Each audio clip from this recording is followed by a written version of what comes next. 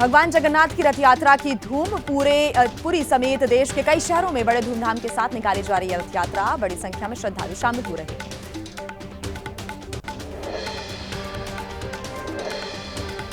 उड़ीसा के पुरी में जगन्नाथ यात्रा में सुरक्षा के कड़े इंतजाम। एआई आधारित सीसीटीवी कैमरों से निगरानी की जा रही है। ट्रैफिक मैनेजमेंट के लिए भी ड्रोन का इस्तेमाल किया जा रहा है। गृह मंत्री अमित शाह ने अहमदाबाद के जगन्नाथ मंदिर में मंगला आरती की। गुजरात के मुख्यमंत्री भूपेंद्र पटेल ने भी भगवान जगन्नाथ का आशीर्वाद लिया। देश भर में निकाली जा रही भगवान जगन्नाथ की रथ यात्रा। दिल्ली के त्यागराज नगर में जगन्नाथ मंदिर में मंगला आरती की गई। बड़ी संख्या में श्रद्धालु शरीक हुए। ओडिशा के मुख्यमंत्री मोहन चरण मांझी ने भगवान जगन्नाथ रथ यात्रा की शुभकामनाएं दी हैं। कहा है कि आस्था और भक्ति के साथ रथ यात्रा में शामिल हो सभी प्रभु जगन्नाथ के दर्शन कर उनका आशीर्वाद लें।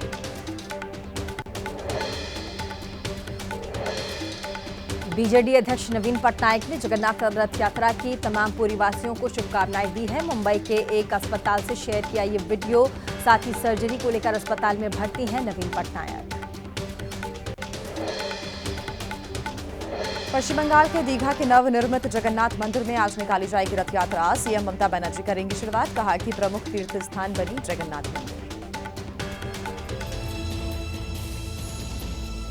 और चलिए अब आपको दिखाते हैं राजनीति से जुड़ी तमाम बड़ी खबरें, बड़ी अपडेट।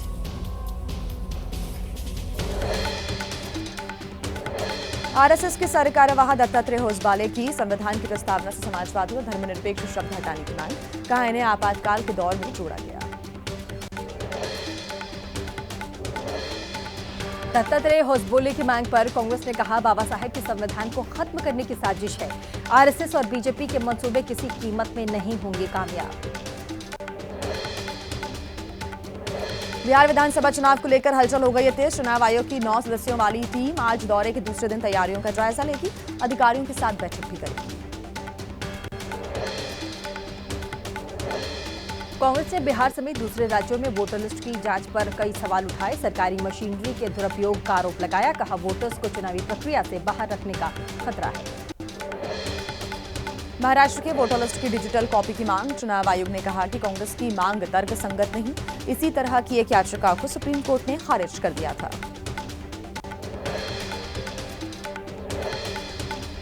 बिहार चुनाव से ठीक पहले तेजस्वी यादव का एक बड़ा बयान सामने आया। बोले हमारी सरकार बनने पर युवा आयोग का गठन करेंगे। लागू होगी डोमिसाइल नीति।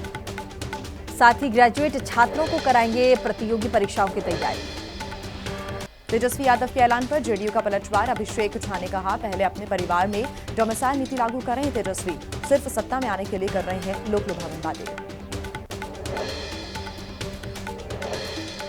और जन स्वराज पार्टी के संस्थापक प्रशांत किशोर का बड़ा बयान सामने आया है। बोले लालू नीतीश के राज ने बिहार को बना दिया मजदूर। गरीबी, अशिक्षा और बेरोजगारी को खत्म करने का एकमात्र रास्ता शिक्षा है।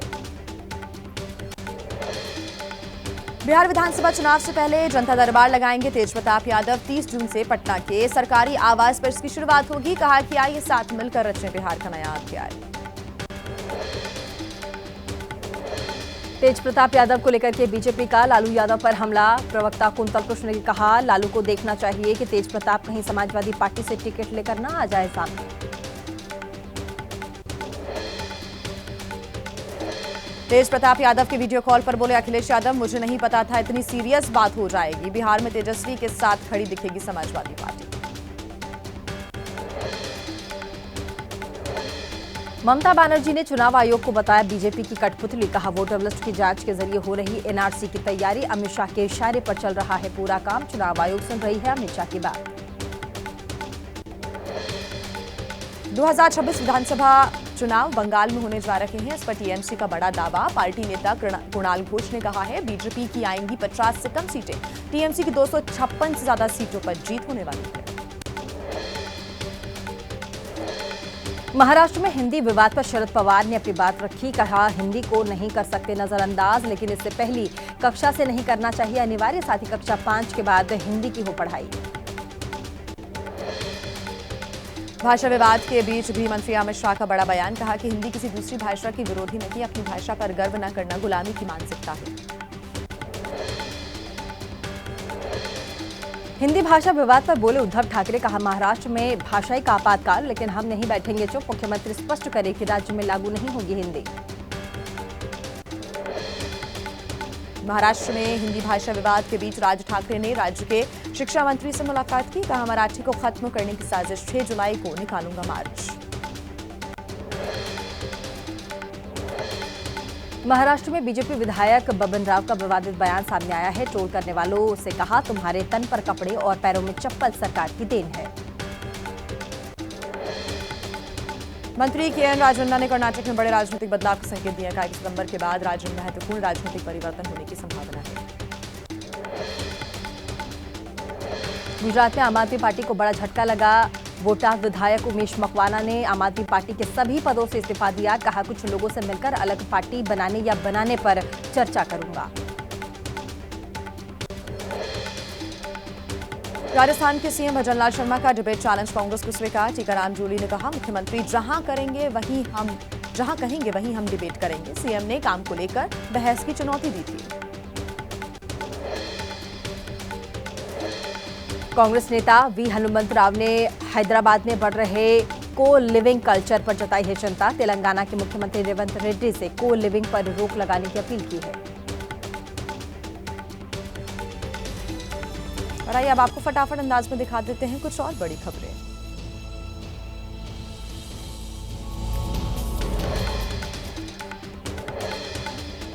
आतंकवाद के खिलाफ भारत का एक और बड़ा कदम सामने आया है। रक्षा मंत्री राजनाथ सिंह का एससीओ के संयुक्त बयान पर हस्ताक्षर से इनकार सामने आया। बलूचिस्तान का वहां जिक्र था, लेकिन पहलगाम का नहीं।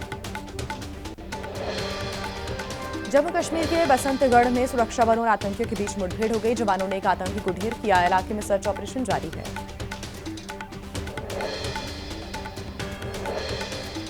एक्जिम 4 मिशन पर बोले केंद्रीय मंत्री जितेंद्र सिंह, अंतरिक्ष में जितने भी होंगे प्रयोग, उनकी सामग्री भारत में ही की गई है विकसित। जो नतीजे निकलेंगे वो दूसरे देशों के काम आएंगे। अहमदाबाद विमान हादसे की जांच जारी है। विमान के ब्लैक बॉक्स से निकाला जा रहा है डेटा। कॉकपिट वॉइस रिकॉर्डर और फ्लाइट डेटा रिकॉर्डर का किया जा रहा विश्लेषण। धर्मशाला फ्लैश फ्लड में एनडीआरएफ का सर्च ऑपरेशन जारी। खनियारा में 5 मजदूरों की मौत, 3 लोग अभी लापता हैं। एक व्यक्ति को बचाया गया है। हिमाचल में बाढ़ बारिश से कई लोगों की मौत। प्रियंका गांधी ने जताया दुख। कहा, लापता लोगों के सकुशल होने की कामना करती हूं। राहत और बचाव का काम जारी रहेगा। जम्मू कश्मीर में बारिश के साथ लैंडस्लाइड का कहर जारी। करगिल के सताकपा इलाके में दर की जमीन, किसी बड़े नुकसान की फिलहाल कोई खबर नहीं। और गुजरात के कई इलाकों में बाढ़ बारिश से तबाही। नवसारी के कई इलाकों में भारी बारिश से बिगड़े हालात। बिलीमोरा इलाके में बारिश के बाद बने बाढ़ जैसे हालात। मध्य प्रदेश के रतलाम में भारी बारिश के बाद उफान पर है झरना। केदारेश्वर महादेव मंदिर में घुसा पानी। जावरा और सलाना इलाके में भारी बारिश से लोगों की परेशानी बढ़ गई है। राजस्थान के बाड़मेर में जमकर बरसे बादल। शहर के कई इलाकों में जोरदार बारिश की खबर है। पानी बरसने से सड़कें दुभर हो गई। कर्नाटक में भी भारी बारिश की वजह से बिगड़ने लगे हैं हालात। कई स्थानों पर जल भराव से स्थितियां बिगड़ गई हैं। कुछ जगहों पर पुल के ऊपर से बह रहा है पानी। केरल और मध्य प्रदेश में भारी बारिश की चेतावनी। केरल में मौसम विभाग की चेतावनी को देखते हुए स्कूल कॉलेजेस बंद किए गए। 4 जिलों में आज स्कूलों में छुट्टी घोषित की गई है। पहाड़ से मैदान तक बारिश का कहर जारी। आज 26 राज्यों के लिए मौसम विभाग ने चेतावनी जारी की है। भारी बारिश के साथ आंधी और तूफान के लिए भी अलर्ट। चलिए ब्रेकफास्ट सुपरफास्ट में ईरान इजराइल के तनाव से जुड़ी तमाम बड़ी खबरों की अपडेट भी देख लेते हैं। ईरान ने आईएईए से रिश्ते तोड़े। सहयोग निलंबित करने के विधेयक को आधिकारिक मंजूरी मिली। विशेष शर्तें पूरी करने तक ईरानी परमाणु स्थलों की नहीं हो सकेगी जांच। ईरान ने खत्म किए आईएईए से रिश्ते। रूस से कहा, अमेरिका इजराइल की वजह से सवालों में आईएईए की विश्वसनीयता है। तेहरान को जितना बताएं जिम्मेदार, पर परमाणु ठिकाने पर हमला गलत था। ईरानी परमाणु ठिकाने पर अमेरिकी हमले की खुफिया रिपोर्ट लीक हुई। ट्रंप ने डेमोक्रेट्स पर लगाया आरोप। रिपोर्ट में दावा किया गया अमेरिकी हमले से केवल कुछ महीने पीछे हुआ ईरानी परमाणु कार्यक्रम। ईरान के सुप्रीम लीडर खमेनी की चेतावनी, इस्लामिक राज्य ईरान पर हमले की इजराइल को चुकानी पड़ेगी भारी कीमत। कहा, ईरान ने अमेरिका के चेहरे पर मारा जोरदार तमाचा। खामेनेई के बयान पर व्हाइट हाउस की प्रवक्ता ने कहा, ईरान के साथ कूटनीतिक रास्ते पर अमेरिका है और राष्ट्रपति ट्रंप ने खत्म किए ईरानी परमाणु कार्यक्रम के तत्कालिक खतरे। ईरान के विदेश मंत्री ने कहा, अमेरिका से बातचीत पर कोई फैसला फिलहाल नहीं है। परमाणु ठिकानों को पहुंचा है काफी नुकसान, लेकिन IAEA निरीक्षकों के दौरे को नहीं देंगे इजाजत।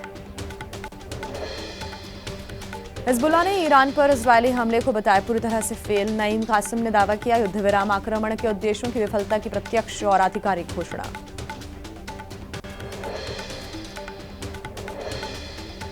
और ईरान इजराइल युद्ध में नेतन्याहू ने जीत का दावा कर दिया है। कहा, हमने ईरान से बहादुरी से लड़ी लड़ाई। ईरान पर जीत से शांति समझौतों के नाटकीय विस्तार का अवसर खुल गया है।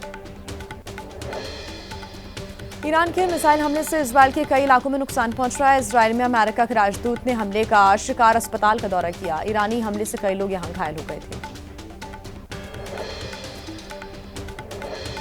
इजरायली हमले से तेहरान के रिहायशी इलाकों में नुकसान है। मलबे में बचा कुचा सामान तलाश रहे लोग। तेहरान के गवर्नर के मुताबिक 120 घर तबाह हुए, 500 को नुकसान पहुंचा है। ईरान से 173 और भारतीयों को लाया गया है वापस। ऑपरेशन सिंधु के तहत अब तक 4,415 भारतीय नागरिकों की कराई जा चुकी है सकुशल वतन वापसी। ईरान से सुरक्षित लौटने पर भारतीय नागरिकों ने प्रधानमंत्री मोदी और सरकार का धन्यवाद किया। बोले, हमें बहुत अच्छी सुविधाएं मिली हैं। विदेश मंत्रालय ने बहुत अच्छा काम किया। और आइए फटाफट आपको दिखा देते हैं कि आपके राज्य का क्या हाल है। देखिए राज्यों की बड़ी खबरें। इटावा के दादरपुर गांव में कथावाचक कांड, नाराज लोगों ने गांव में घुसकर उपद्रव की कोशिश की है। पुलिसकर्मियों पर पथराव की कोशिश हुई है। कई प्रशासनिक गाड़ियां तोड़ी गई हैं। कथावाचक मामले को लेकर इटावा में हंगामा हुआ। उपद्रवियों को रोकने के लिए पुलिस को बुलाना पड़ा अतिरिक्त सुरक्षा बल। हिरासत में लिए गए कई उपद्रवी। कथावाचक मामले पर अखिलेश यादव ने पूछा, क्या अब तक सो रहे हैं उत्तर प्रदेश के मुख्यमंत्री योगी आदित्यनाथ? घटना के बाद बहुत ज्यादा परेशान थे कथावाचक। यादव होने पर कथावाचक के बाल काटने का मामला। आचार्य प्रमोद कृष्णम ने कहा कि यह यूपी की सीएम योगी और उनकी सरकार को साजिश में बदनाम करने की साजिश है। कथावाचक के बाल काटने का मामला। साध्वी निरंजन ज्योति ने कहा, कथा बांचने की किसी को मनाही नहीं है। कौन थे कबीरदास, रविदास और वेदव्यास? पंजाब की मोहाली कोर्ट के बाहर शिरोमणि अकाली दल का प्रदर्शन हुआ। बिक्रम सिंह मजीठिया की गिरफ्तारी से कार्यकर्ताओं में काफी नाराजगी है। पुलिस ने प्रदर्शनकारियों को हिरासत में लिया। कैदी की रिहाई में देरी पर सुप्रीम कोर्ट का सख्त फरमान। यूपी सरकार से पूछा, तकनीकी कमी का हवाला देकर रोकी कितने विचाराधीन कैदियों की रिहाई। सुरक्षा दरकिनार कर लंबी दूरी वाली बस चलाने के मामले में सुप्रीम कोर्ट में याचिका दाखिल की गई है। कहा है कि अवैध तरीके से स्लीपर बस की ऊंची उसको किया जाता है। तय वजन से ज्यादा लोड भी डाला जाता है। 6 दिन के पुलिस रिमांड पर राजा रघुवंशी हत्याकांड के 3 आरोपी सबूत छुपाने के आरोप में मेघालय पुलिस ने MP से गिरफ्तार किया है। ट्रांजिट रिमांड पर पुलिस शिलोंग लाई थी। जान बचाने के लिए पति ने पत्नी को उसके प्रेमी के साथ भेजा। महोबा में पत्नी ने दी थी जान से मारने और केस में फंसाने की धमकी। जालंधर से आए पत्नी के प्रेमी ने घर पर हंगामा भी किया था। उत्तर प्रदेश के शामली में पत्नी ने पति के खिलाफ देश विरोधी गतिविधियों में शामिल होने का जताया शक। पुलिस को दी तहरीर। कहा, पति के अलग अलग नाम के आधार कार्ड और मार्कशीट्स हैं। लखनऊ के मलिहाबाद इलाके में भारी संख्या में असलहा और कारतूस बरामद किया गया। सलाउद्दीन के घर से यह बरामदगी हुई है। पुलिस टीम ने छापा मारा था। भीड़ देखकर भारी पुलिस बल तैनात। वाराणसी में गैंगरेप कांड में एसआईटी की रिपोर्ट। खुद कई जगहों पर आती जाती रही लड़की, 6 दिन बाद पुलिस में दर्ज कराया केस। आरोपी के वकील ने कहा गैंगरेप की पुष्टि नहीं हुई है। आगरा में 10वीं की एक छात्रा से छेड़खानी करने के आरोप में कोचिंग का टीचर गिरफ्तार किया गया। छात्रा से जानकारी मिलने पर परिजनों ने शिकायत दी थी। पुलिस ने केस दर्ज कर जेल भेजा। पटना में ट्रैफिक पुलिसकर्मियों को थार से कुचलने की कोशिश की गई। जांच के लिए गाड़ी रोक रहे थे 3 पुलिसकर्मी, वहीं ड्राइवर ने तीनों पुलिसकर्मियों को कुचलने की कोशिश की। रायबरेली में दारोगा से मारपीट करने का मामला। प्रशासन ने बुलडोजर से गिराया आरोपी का ढाबा। बीती 17 जून को ढाबा मालिक ने अन्य लोगों के साथ मिलकर हाथापाई की थी।